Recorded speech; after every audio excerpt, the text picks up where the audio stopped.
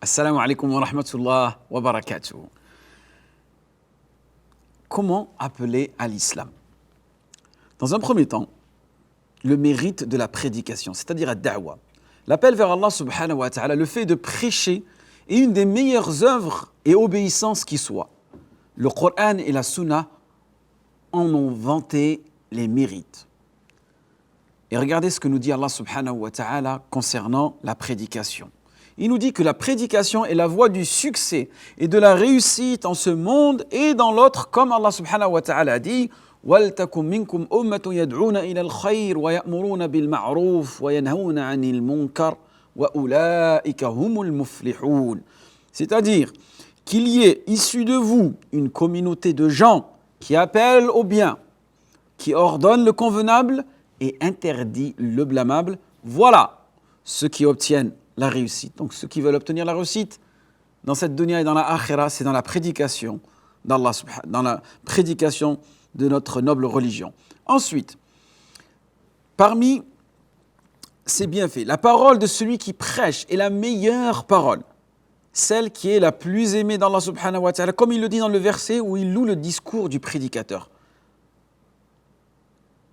Allah subhanahu wa ta'ala dit « Qui prononce une meilleure parole que celui qui appelle vers Allah subhanahu wa ta'ala, fait le bien et affirme qu'il est musulman. » En effet, il n'existe pas de discours meilleur que le sien, car il est pour les gens un guide qui les oriente vers l'adoration de leur Seigneur, de leur Créateur, leur Maître, et celui qui les a sortis des ténèbres du shirk pour la lumière de la foi. Ensuite, prêcher, c'est mettre en pratique l'ordre d'Allah subhanahu wa ta'ala donné dans sa parole. Lorsqu'Allah subhanahu wa ta'ala nous dit, dans Surat Al-Nahl, dans sa traduction rapprochée, « Appelle les gens vers le sentier de ton Seigneur avec de la sagesse, al-hikmah, et une bonne exhortation, maw'idha, et débat avec eux d'une manière courtoise. » Donc, le prédicateur doit donc appeler à l'islam en faisant preuve de sagesse et en plaçant chaque chose dans son contexte, ce qu'il se fait en connaissant les personnes prêchées, en sachant ce qui est bon pour elles, quelles sont les paroles belles et touchantes qui leur conviennent, et en débattant avec elles la façon la meilleure, et en débattant avec elles de la façon la meilleure, la plus douce et la plus à même de les convaincre. Quatrième point qui est important, c'est la mission de tous les messagers. Et à leur tête, notre prophète Mohammed sallallahu alayhi wa sallam, puisqu'Allah l'a envoyé comme témoin contre les gens, comme annonciateur du paradis, ou bashiran, et de la récompense divine pour les croyants, comme aussi avertisseur, nadira, qui met en garde les mécréants contre le feu de l'enfer et contre le châtiment, et comme prédicateur qui appelle vers Allah subhanahu wa ta'ala, répandant la lumière sur toute l'humanité conformément à la parole d'Allah subhanahu wa ta'ala, ce qui dit « Ô prophète, nous t'avons envoyé comme témoin, annonciateur, avertisseur et prédicateur qui appelle vers Allah par sa permission et comme lampe éclairante. Annonce aux croyants qu'ils recevront d'Allah une grâce immense. » Cinquième point, la prédication est la source de bien qui jamais ne tarit.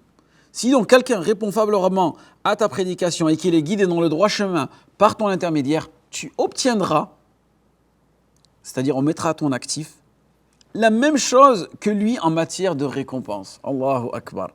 De récompense, de salat, de pratique, d'adoration et d'enseignement qu'il a prodigué aux gens. Combien donc est immense le bienfait d'Allah subhanahu wa ta'ala en faveur du prédicateur. Le prophète sallallahu alayhi wa sallam a dit « Celui qui appelle vers un bon chemin reçoit en récompense la même chose que ceux qui le suivent sans que rien ne soit diminué de leur récompense. » Hadith rapporté par Muslim. Et le sixième point,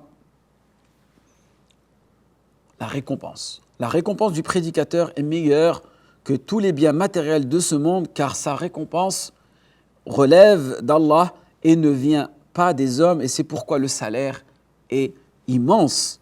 En effet, le généreux, Allah subhanahu wa ta'ala, ne donne à la personne qu'il aime que ce qui est sublime et immense. Allah subhanahu wa ta'ala dit Si vous vous détournez, sachez que je ne vous ai pas demandé de salaire, car mon salaire n'incombe qu'à Allah subhanahu wa ta'ala. Il m'a été commandé d'être du nombre des soumis.